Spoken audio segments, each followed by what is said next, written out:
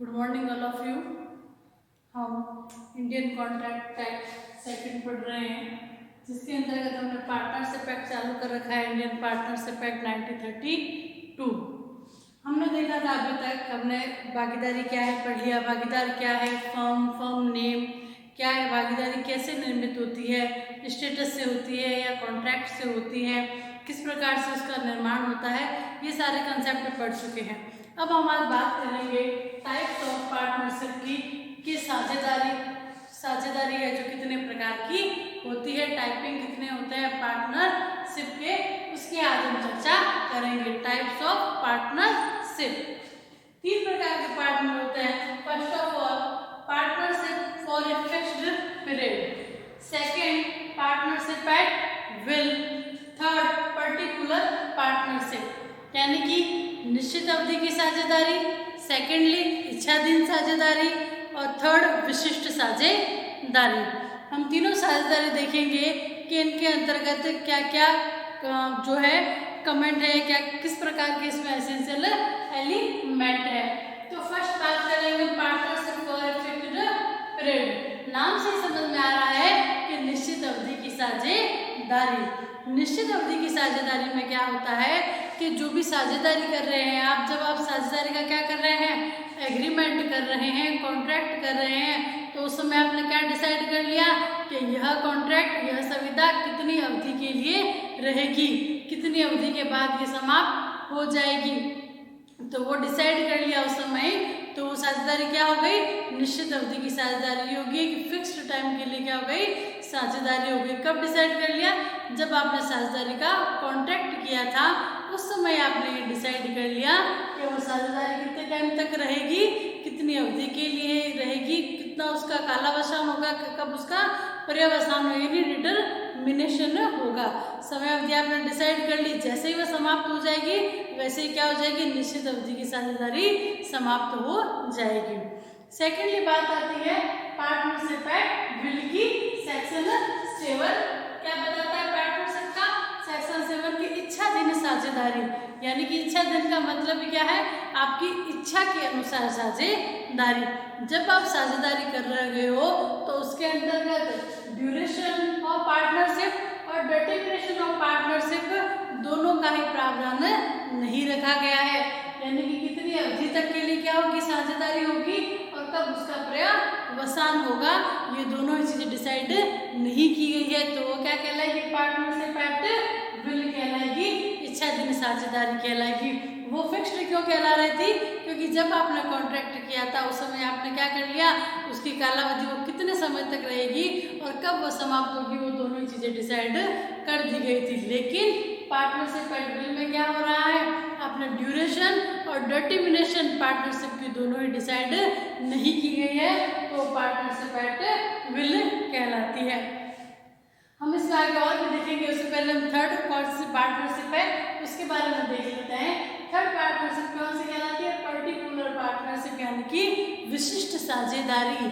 जैसे एक तो है सामान्य कार्य, हम सामान्य कार्य करते हैं, कुछ ऐसा है जो विशिष्ट कार्य, जो विशिष्ट अवसरों पर हो, विशिष्ट समय के लिए हो। कोई बिजनेस ऐसे होते हैं जो समय के अनुसार होते हैं, जैसे कि कभी कोई मौसम गर्मी का है तो जूस का मौसम है भाई, ठंड है सर्दी है तो दूध का है। इस प्रकार से जो बिजनेस है, कोई भी ट्रेंड है, वो जिस समय जैसे सर्दी में क्या हो रहा है, ऊनी कपड़े बिक रहे हैं, सर्दी में उसमें वुलन चल रही है, उसमें कॉटन चल रहा है, या कोई जो पर्टिकुलर टाइम के लिए जो कार्य होता है वो क्या हो जाता है, पर्टिकुलर पार्टनरशिप के अंतर्गत आ जाता है। ये बात आती है सेक्शन 8 आती है किसकी, इंडियन पार्टनरशिप एक्ट 1932 की धारा 7 तो क्या बताती है, पार्टनरशिप एट विल, और सेक्शन 8 क्या बताता है, पर्टिकुलर पार्टनरशिप, यानी कि विशिष्ट साझेदारी, जो किसी विशिष्ट उपक्रम को चलाने के लिए किसी विशिष्ट समय के लिए की जाती है, वो कहलाती है पर्टिकुलर पार्टनरशिप। जैसे कि ए और बी, 2 व्यक्ति हो गए, ए व्यक्ति और 2 व्यक्ति, दोनों ने क्या डिसाइड किया कि कोई भी फिल्म अपन चलाते हैं, पिक्चर क्या कहते हैं, सिनेमा में कोई भी पिक्चर चलाने का कॉन्ट्रैक्ट किया, फिल्म बनाने का।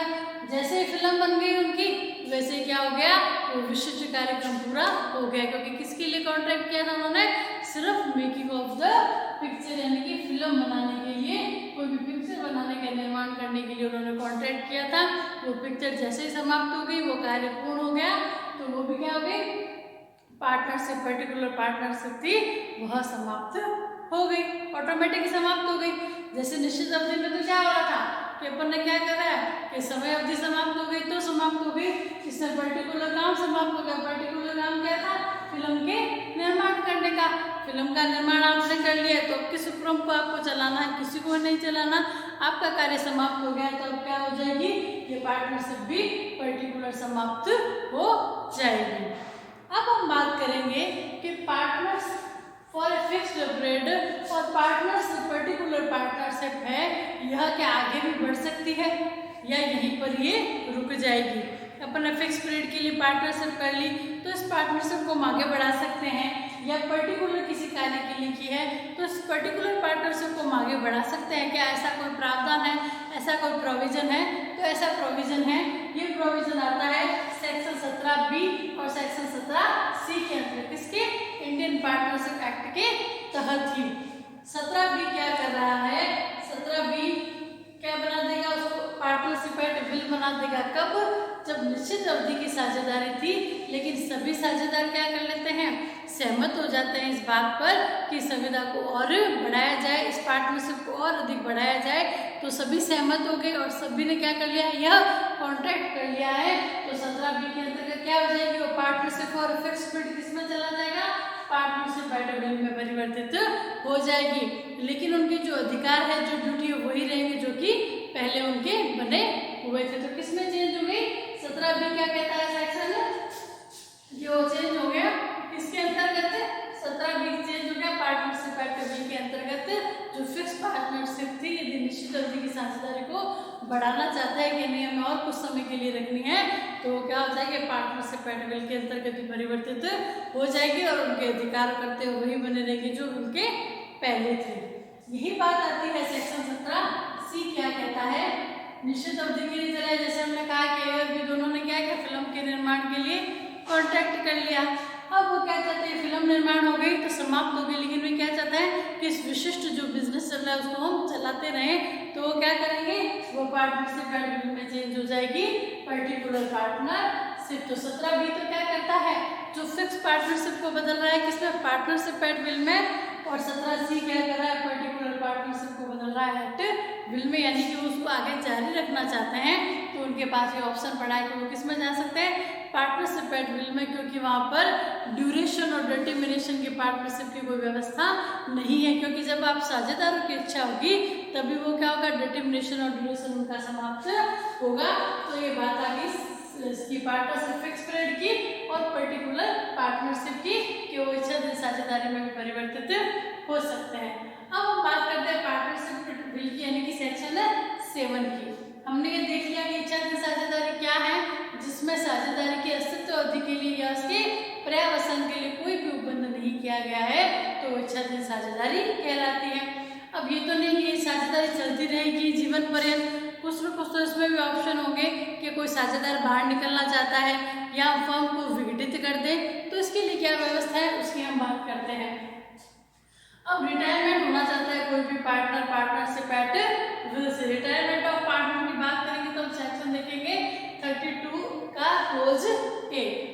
हमने क्या बात की कि ये ड्यूरेशन और डिटर्मिनेशन है, लेकिन कोई पार्टनरशिप क्या रिटायर होना चाहता है, उससे निर्वृत्त होना चाहता है, अलग होना चाहता है, तो उसके लिए क्या व्यवस्था है, तो उसके अंतर्गत रिटायरमेंट ऑफ पार्टनरशिप किसके अंतर्गत है, सेक्शन 32 का क्लोज 1 है।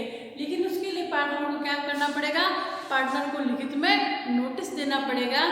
इस आशय के साथ, इस सूचना के साथ सभी साझेदारों के, वो क्या करना चाहता है, अब यहाँ से इस साझेदार से क्या होना चाहता है, रिटायरमेंट होना चाहता है, निर्वृत्त होना चाहता है, तो क्या करेगा ये पार्टनर, क्या करेगा, सभी पार्टनर को क्या देगा, नोटिस इन राइटिंग यानी कि लिखित में सूचना देगा, विद इंटेंशन, इस आशय की सूचना देगा लिखित में कि मैं क्या चाहता हूँ, पार्टनर से होने से रिटायरमेंट होना चाहता हूँ, तो सभी साझेदारों की सहमति से वो क्या हो जाएगा, रिटायरमेंट हो जाएगा। अब ये तो बात हो गई पार्टनर की, लेकिन जो फर्म बनी हुई है क्या उसका डिसोल्यूशन हो सकता है, वह फर्म विघटित हो सकती है, तो उसके बारे में हम देखते हैं। उसके बारे में सेक्शन की बात करेंगे 43 की। पहले हमने क्या देखा कि पार्टनरशिप एक्ट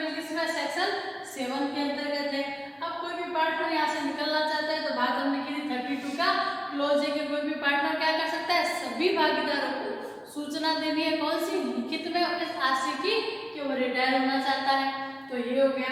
अब बात आ रही है कि dissolution by notice of partnership act will. अब इस जो पार्टनरशिप एक्ट विल के फॉर्म का निर्माण किया गया था, अब उसको विघटित करना है, उसको डिसोल्यूशन करना है, तो क्या होगा, तो इसके अंतर्गत कोई भी एक साझेदार क्या करेगा, सभी को इस आशय की लिखित सूचना देगा कि फर्म का क्या करना है, विघटित करना चाह रहा हूँ। वो अपने आशय की, अपने जो दिमाग की सूचना देगा सभी को, सभी साझेदारों को क्या देगा, सूचना देगा कि फर्म का विघटित करना चाह रहा हूँ, लिखित में देगा और अपनी इस आशय की सूचना देगा कि इच्छा भागीदारी का अब क्या कर दिया जाए, विघटन कर दिया जाए।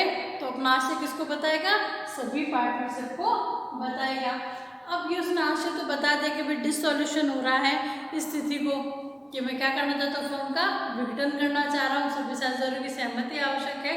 कोई भी कार्य करते हैं पार्टनरशिप के अंतर्गत तो सभी साझेदारों का कंसेंट होना आवश्यक है। सभी साझेदारों के कंसेंट के बिना कोई भी कार्य नहीं होगा। तो सभी साझेदारों की सहमति से क्या हो सकता है, वो रिटायर हो सकता है। और यदि एक व्यक्ति के पार्टनर के दिमाग में आ रहा है कि क्या करना है, फर्म को विघटित करना है, तो सभी साझेदारों को लिखित सूचना देगा इस आशय की कि वो फर्म को विघटित करना चाहता है। अब उसने क्या कर दी, सभी जो भी पार्टनर है उनको क्या कर दी, नोटिस दे दिया, सूचना दे दी। अब ये हो रहा है कि नोटिस सूचना दे दी, अब कौन सी तारीख मानी जाए जब फर्म का विघटन होगा, विघटन की तारीख भी होनी चाहिए कि कब से डिसोल्यूशन होगा, कब से विघटन होगा। तो जो सूचना में विघटन की तारीख दी हुई है, अपन क्या करेंगे, सभी साझेदारों को क्या देगा, सूचना देगा। तो सूचना में जो डिसोल्यूशन की डेट दी गई है उस तारीख से क्या माना जाएगा, फर्म का विघटन माना जाएगा। तो डिसोल्यूशन किसका हो रहा है, पार्टनरशिप एक्ट विल का, सभी साझेदारों को सूचना देकर लिखित में इस आशय की कि फर्म का विघटन करना चाहता हूँ। और फर्म का विघटन कब माना जाएगा, कौन सी तारीख मानी जाएगी, जो सूचना में उल्लेखित की गई है। अब ये कि सूचना में कोई भी तारीख क्या है, उल्लेखित की ही नहीं गई है, तब क्या माना जाएगा, तो वह तारीख मानी जाएगी जब जब सब साझेदारों को क्या मिल गई है, उसकी सूचना मिल गई है, तो वो तारीख मानी जाएगी डिसोल्यूशन की। कि जब सूचना उसमें तो नहीं दी गई है तारीख, तो सब साझेदारों को जब पहुंच जाती है तो वह तारीख मानी जाएगी सूचना की। तो इससे क्या हो जाएगा, डिसोल्यूशन हो जाएगा और इच्छाधीन भागीदारी का, पार्टनरशिप एक्ट विल का। तो ये कंसेप्ट पूरा हो गया अपने। टाइप ऑफ पार्टनरशिप कितने प्रकार के हैं भाई, fixed period partnership, at will और पर्टिकुलर पार्टनरशिप। सेक्शन 7 में एट विल और पर्टिकुलर सेक्शन 8 में। फिर हमने बात की थी कि फिक्स्ड पीरियड और जो पर्टिकुलर पार्टनरशिप भी क्या हो सकती है, इच्छाधीन साझेदारी में परिवर्तित हो सकती है। कब, जब वो सभी साझेदार सहमत हो जाते हैं और क्या करते हैं, उस व्यापार को आगे बढ़ाना चाहते हैं पार्टनरशिप को, तो वह चेंज हो जाएगी। 17B और 17C में ऐसा प्रावधान दिया गया है। अब हो गया कि ड्यूरेशन और ड्यूरेशन पार्टनरशिप की है नहीं, तो उसको कैसे बढ़ाएंगे। तो कोई भी पार्टनर क्या होना चाहता है, रिटायरमेंट होना चाहता है, निवृत्त होना चाहता है, तो उसकी व्यवस्था कहाँ गई, 32A के अंतर्गत सूचना दे देगा। अब डिसोल्यूशन करना है आपको पार्टनरशिप एक्ट विल का, तो सेक्शन 43 क्या करता है, विघटन कर रहा है। सबको सूचना देने पर सूचना की तारीख, विघटन की तारीख कौन सी मानी जाएगी, ये सारी व्यवस्थाएं किसके अंतर्गत दी गई है, इंडियन पार्टनरशिप एक्ट के अंतर्गत दी गई है। अब हम अगले टॉपिक में बात करेंगे कि पार्टनरशिप के अधिकार क्या है, उसकी लायबिलिटी क्या है। तब तक के लिए धन्यवाद।